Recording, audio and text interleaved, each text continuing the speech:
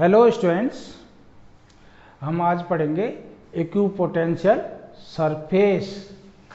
इससे पहले हमने पोटेंशियल के बारे में पढ़ लिया। जैसा इसका नाम है इक्विपोटेंशियल सरफेस, नाम से ही हमें पता लग रहा है इक्वल पोटेंशियल वाला सरफेस। नाम से ही पता लग रहा है इक्वल पोटेंशियल वाला सरफेस, ऐसा सरफेस जिसके हर पॉइंट पर पोटेंशियल सेम हो। नाम में इसकी डेफिनेशन छिपी हुई है। तो इक्विपोटेंशियल सरफेस की डेफिनेशन क्या हो गई? Surface that has equal electric potential at every point.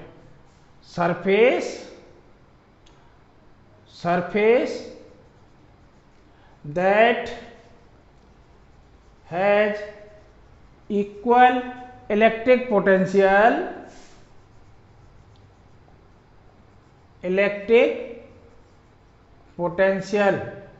a surface that has equal electric potential at every point is known as the equipotential surface. ऐसा सरफेस जिसके हर पॉइंट पर पोटेंशियल सेम हो वो equipotential surface होता है। वो नाम से ही पता लग रहा है इक्विपोटेंशियल, इक्वल पोटेंशियल वाला सरफेस जिसके हर पॉइंट पे पोटेंशियल सेम हो। अब इसमें जो इसकी प्रॉपर्टीज है उस पर बेस्ड आपके छोटे छोटे 1 मार्क्स के क्वेश्चंस बनते हैं। तो इसकी प्रॉपर्टीज में मैं जा रहा हूं, बता रहा हूं अभी प्रॉपर्टीज। अब देखो पहली प्रॉपर्टीज क्या है? No work has to be done, no work has to be done if a charge move from one point to another over a equipotential surface. No work has to be done to move a charge from one point to another, one point to another over a equipotential surface, equipotential surface। इसका meaning ये निकला equipotential surface पर किसी भी charge को एक point से दूसरे पॉइंट तक मूव कराने में, ले जाने में कोई वर्क नहीं करना पड़ता। No work has to be done. अब ये कई बार ऐसे पूछ लेते हैं वाई, ऐसा क्यों है? वाई, कोई भी वर्क क्यों नहीं करना पड़ता? तो वर्क का हमने इलेक्ट्रोस्टैटिक्स में फॉर्मूला पढ़ लिया ना, W equals to Q into delta V, change in potential. इसको हमने पढ़ा है ना ऐसे, V equals to W upon Q, वही फॉर्मूला है। यहाँ चेंज इन पोटेंशियल है delta V, BA minus BB या BB माइनस BA लिखते तो वही है। तो W equals to Q into delta V। अभी हमने इक्विपोटेंशियल सरफेस ले लिया। इक्विपोटेंशियल सरफेस का A से B पॉइंट तक मूव कराना है किसी चार्ज सपोज Q को, A से B तक। A पे पोटेंशियल उतना ही होगा जितना B पर है। तो वर्क डन का फॉर्मूला क्या निकलेगा? Q B minus BA। BB यानी A से B तक मूव कराया तो पोटेंशियल कितना चेंज हुआ? BB minus BA।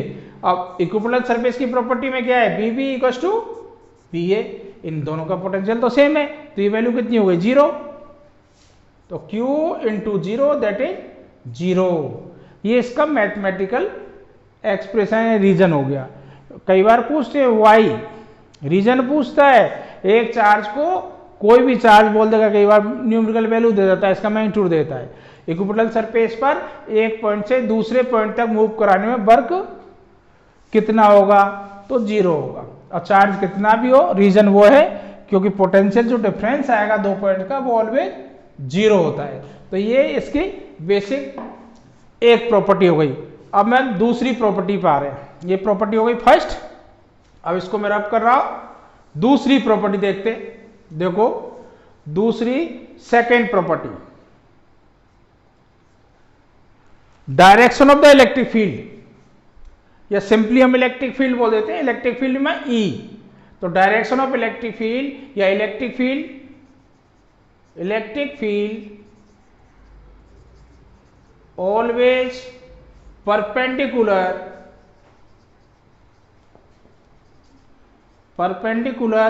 to equipotential surface, perpendicular to the equipotential surface. Electric field always equipotential surface के परपेंडिकुलर होती है। अब जैसे सपोज ये इक्विपोटेंशियल सरफेस है तो इलेक्ट्रिक फील्ड ऐसे होगी, यहां से इमर्ज होते वक्त 90 डिग्री की। जैसे सपोज इक्विपोटेंशियल सरफेस है तो इलेक्ट्रिक फील्ड का डायरेक्शन ये होगा परपेंडिकुलर। इक्विपोटेंशियल सरफेस का ऑलवेज डायरेक्शन कैसा होगा? परपेंडिकुलर होगा। अब इस पर रीजन पूछ लेता है वाई, ये 2 मार्क्स में क्वेश्चन आ जाते हैं कि ऑलवेज इलेक्ट्रिक फील्ड या direction of the electric field और इलेक्ट्रिक फील्ड इंटेंसिटी। जैसे इलेक्ट्रिक फील्ड इंटेंसिटी को हम इलेक्ट्रिक फील्ड लिखते हैं चैप्टर में, तो इलेक्ट्रिक फील्ड ऑलवेज परपेंडिकुलर क्यों होती है सरफेस पर? इक्विपोटेंशियल सरफेस के रीजन बताओ, why, what is the reason या वाई। तो आप क्या बताओगे? तो आप इसको कैसे करते हो? सपोज कर लो इलेक्ट्रिक फील्ड है वो इक्विपोटेंशियल सरफेस से थीटा एंगल बनाती है। Let electric field makes theta angle at the equipotential surface. तो इसके अलोंग ये कंपोनेंट आ जाएगा ई कॉस थीटा, सरफेस के अलोंग आ जाएगा ई कॉस थीटा सरफेस के अलोंग आ जाएगा। अब ए से बी तक का बर्डन, इस पे सपोज क्यू चार्ज को मूव करोगे, ई कॉस थीटा इलेक्ट्रिक फील्ड का कंपोनेंट है क्या? ई कॉस थीटा। तो इस पे कोई भी चार्ज पर फोर्स लगेगा क्यू ई कॉस थीटा, तो बर्डन होगा ए से बी तक का। तो बर्डन का बेसिक फॉर्मूला क्या होता है? F dot D R. अब थीटा सपोज एफ भी इधर है, इलेक्ट्रिक फील्ड भी इधर है, तो cos थीटा वो cos थीटा 0, तो यहाँ सिंपली cos 0 1 और एफ डी आर लिख रहा हूं डॉट प्रोडक्ट हटा के। अब एफ की वैल्यू क्या होगी? एफ आप जानते हो इलेक्ट्रोस्टैटिक्स में क्या होता है? Q E, force. अगर चार्ज क्यू है, इलेक्ट्रिक फील्ड है, तो फोर्स इतना लगेगा क्यू ई। तो एफ यहाँ कितना हो गया? क्यू तो आपका चार्ज है, इलेक्ट्रिक फील्ड इंटेंसिटी हो गई ई कॉस थीटा, और डिस्प्लेसमेंट आपका कितना है? D R. ये डब्ल्यू आ गया। अब हमने इससे पहले ही वाले टॉपिक में पढ़ा था, किसी भी चार्ज को एक पॉइंट से दूसरे पॉइंट तक मूव कराने में इक्विपोटेंशियल सरफेस के ऊपर बर्डन कितना होता है? 0। तो ये वैल्यू क्या हो जाएगी? 0। अब Q E cos theta D R, ये 0 हो गया। क्यू 0 हो नहीं सकता, ई 0 हो नहीं सकता, इलेक्ट्रिक फील्ड है, डी आर डिस्प्लेसमेंट 0 हो नहीं सकता। तो फिर 0 क्या होगा? यहां कर देते हैं। फिर 0 क्या होगा? cos theta equal to 0। तो ये सारा 0 नहीं होगा, cos थीटा 0 होगा। cos थीटा 0 कब होता है? when theta equal to 90 degree. तो cos थीटा 0 होगा। cos थीटा 0 कब होगा? तो theta 90। It means electric field perpendicular to the equipotential surface. इसका मीनिंग क्या निकला? इक्विपोटेंशियल सरफेस वो electric field intensity always equipotential surface के परपेंडिकुलर होती है। ये आपका दूसरी प्रॉपर्टी हो गई। ये 2 मार्क्स में छोटे छोटे क्वेश्चन कभी कभी एग्जाम में आ जाते हैं। अब तीसरी प्रॉपर्टी इसकी,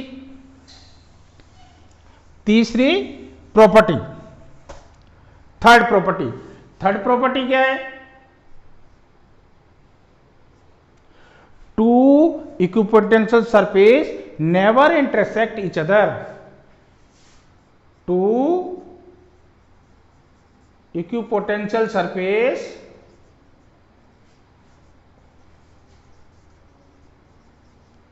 two equivalent surfaces never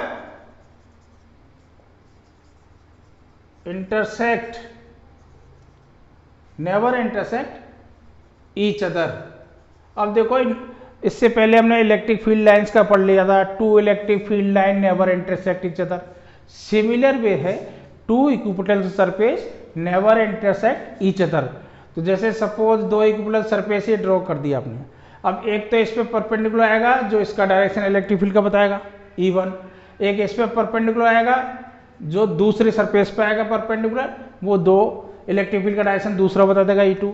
तो एक ही पॉइंट पर 2 इलेक्ट्रिक फील्ड के डायरेक्शन हो जाते हैं इंटरसेक्टिंग पॉइंट पे। एक ही पॉइंट इंटरसेक्टिंग पॉइंट पर 2 इलेक्ट्रिक फील्ड के डायरेक्शन हो जाते हैं, 2 नॉर्मल हो जाएंगे 2 इक्विवेलेंट सरफेस के, तो वो 2 डायरेक्शन दे देते हैं, वो पॉसिबल नहीं है। तो तो दो, इसलिए दो कोई भी दो इक्विपोटेंशियल सरफेस कभी इंटरसेक्ट नहीं करते। जैसे आपकी फील्ड लाइंस का लिखा था, तो सिंपली आप ले सकते हो two equipotential surface never intersect each other because at an intersecting point, या simply at a intersecting point there are two direction of the electric field.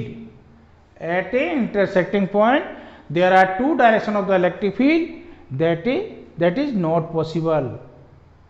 एक ही पॉइंट पर इलेक्ट्रिक फील्ड की दो डायरेक्शन हो जाती हैं जो पॉसिबल नहीं है। Therefore two equipotent surface never intersect each other. दो इक्विपोटेंशियल सरफेस एक दूसरे को इंटरसेक्ट नहीं करेंगे। अगर कर जाते हैं तो इंटरसेक्टिंग पॉइंट पे दो डायरेक्शन इलेक्ट्रिक फील्ड की दो डायरेक्शन आ जाती हैं, वो पॉसिबल नहीं है, वो पॉसिबल नहीं है। अब नेक्स्ट प्रॉपर्टी आ रही है, ये तो आपका फील्ड लाइंस की तरह ही थी। Next fourth property, equipotential surface are closer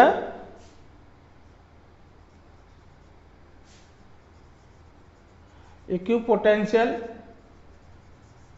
surface are closer in strong electric field and farther in weak electric field and farther in weak electric field। यानी कोई भी दो इक्विपोटेंशियल सरफेस, दो या तीन इक्विपोटेंशियल सरफेस पास पास में होंगे जब स्ट्रॉन्ग इलेक्ट्रिक फील्ड होगा, और इक्विपोटेंशियल सरफेस दूर दूर होंगे वहां इलेक्ट्रिक फील्ड जब कम होगा।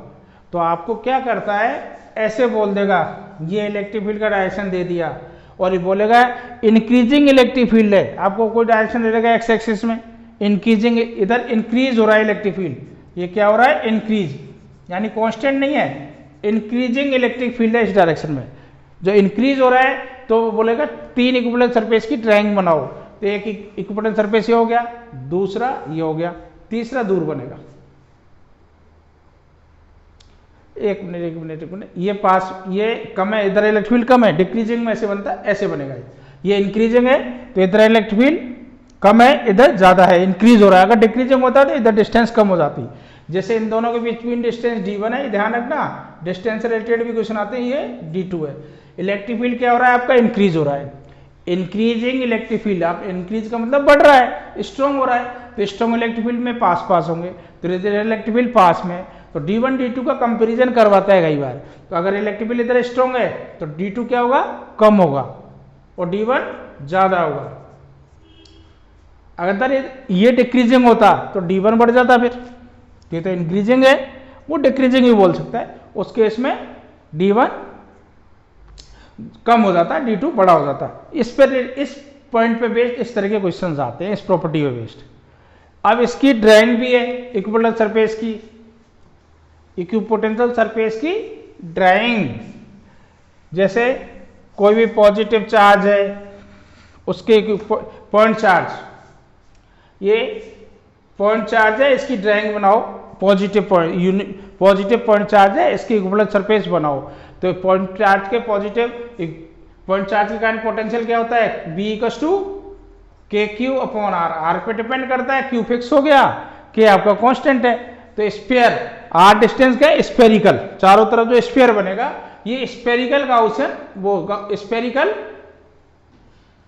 इक्विपोटेंशियल सरफेस होगा। अब स्फीयर के ऊपर जहां भी पोटेंशियल होगा वो सेम होगा चारों तरफ, और इसके पास में क्या होगा, इलेक्ट्रिक फील्ड ज्यादा है तो पास में ये क्लोज बनेंगे, जो अभी प्रॉपर्टी पड़ी थी, जैसे दूर जाओगे डिस्टेंस बढ़ती जाएगी। इस तरह से ये पॉजिटिव का बनेगा। कभी कभी इसमें इलेक्ट्रिक फील्ड लाइन भी बनवा लेता है, तो ये देखो फील्ड लाइन में पॉजिटिव है, ये एरो बाहर की तरफ हो जाएंगे इस तरह से। अब ये कितनी भी बना सकते हो आप। अगर ये नेगेटिव है तो नेगेटिव पॉइंट चार्ज है तो इसमें एरो अंदर हो जाएंगे, और ये का एक सरफेस की ड्राइंग तो स्फेरिकल ही रहेगी। ठीक है, अब इसमें एक ये पॉजिटिव और ये नेगेटिव, यानी एक तरह से डाइपोल हो गया पॉजिटिव और नेगेटिव की, तो इसमें इसके पॉजिटिव के होंगे तो स्फेरिकली इक्विपोटेंशियल सरफेस, लेकिन इसके जो सेंटर हैं वो इधर शिफ्ट होंगे, सेंटर शिफ्ट होते जाएंगे इस साइड में, और इसका इधर शिफ्ट होते जाएंगे सेंटर। इसकी ड्राइंग ऐसे बनेगी, लेकिन ध्यान रखना यहां बीच में इसमें टच कभी नहीं करेंगे, क्योंकि एक पॉइंट ऐसा होगा जहां पोटेंशियल बिल्कुल जीरो हो जाएगा। इनके सेंटर इधर शिफ्ट होंगे, इसके सेंटर इधर शिफ्ट होंगे, क्यों सपोज करो इधर पोटेंशियल या पोटेंशियल सेम होना चाहिए, तो यहाँ पोटेंशियल इसके कारण थोड़ा डिक्रीज हो रहा है, तो इधर इसकी डिस्टेंस इससे बढ़ेगी जिससे इसके इक्वल पोटेंशियल रह सके, इसलिए इसके जो स्पेयर्स के सेंटर है इधर शिफ्ट होंगे दूर की तरफ। ये आपका पॉजिटिव नेगेटिव चार्ज के इक्विपोटेंशियल सरफेस की ड्राइंग है। अब दोनों पॉजिटिव चार्ज हैं तब क्या होगा, तो देखो उसको उसकी ड्राइंग भी बनवाते हैं। दोनों पॉजिटिव चार्ज है, ये भी पॉजिटिव और ये भी पॉजिटिव। अब देखिए इसका ये भी स्फेरिकली बनेंगे, लेकिन इसके सेंटर उसमें तो नेगेटिव पॉजिटिव उधर शिफ्ट हो रहे थे, इसमें इधर शिफ्ट होंगे, सेंटर इस तरह से शिफ्ट होते जाएंगे इधर सेम बेस के।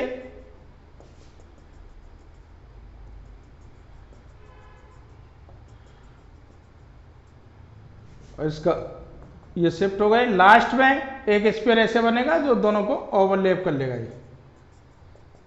ये इसकी पॉजिटिव पॉजिटिव के इक्विपोटेंशियल सरफेस है, जो सब पर पोटेंशियल सेम आ जाएगा इसे। ये अब ये ड्राइंग भी आपके इक्विपोटेंशियल सरफेस की आती है, इसकी प्रॉपर्टीज में बेस्ड 1 मार्क्स के और 2 मार्क्स के क्वेश्चन आते हैं। तो इक्विपोटेंशियल सरफेस का जो टॉपिक है कॉन्सेप्चुअल क्वेश्चन के लिए इंपॉर्टेंट है।